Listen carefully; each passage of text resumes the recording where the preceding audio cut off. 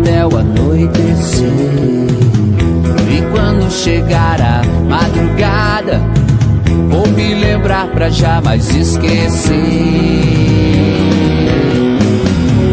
que existem muitos caminhos pra se percorrer, e que é preciso às vezes estar sozinho pra poder se entender. Hoje eu vou botar meu pé na estrada e percorrer diversas dimensões. E quando chegar a madrugada, vou dizer coisas de mil corações.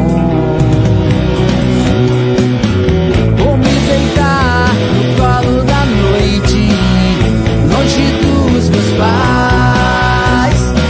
Vou me esquecer que os pingos de lágrima são como a chuva que cai.